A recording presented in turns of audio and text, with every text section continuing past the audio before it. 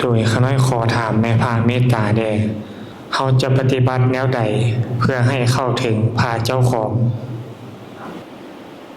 เขาต้องช่วยตนเองได้หลาย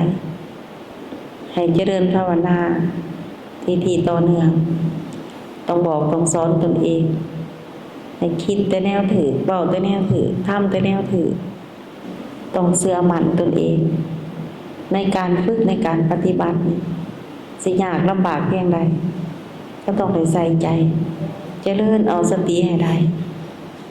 สติต้องควบคู่กันกับสัมปชัญญะก็คือแปลว่า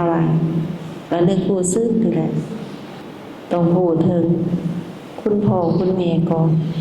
พูดถึงคุณเจ้าของคุณทุกสิ่งทุกอย่างที่เจ้าของเอามาหล่อเลี้ยงทางกายที่เจ้าของได้เพิ่งได้อาศัยเฮาจึงสิบ่ติดหนี้เฮาจึงสิบ่มีโทษสำคัญที่สุดก็คือคุณพ่อคุณแม่คุณเจ้าของเอง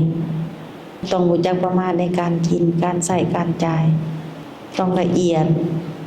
ยดสมควรเพื่อบ่ให้ผิดพลาดต้องเป็นผู้รู้ผู้เข้าใจ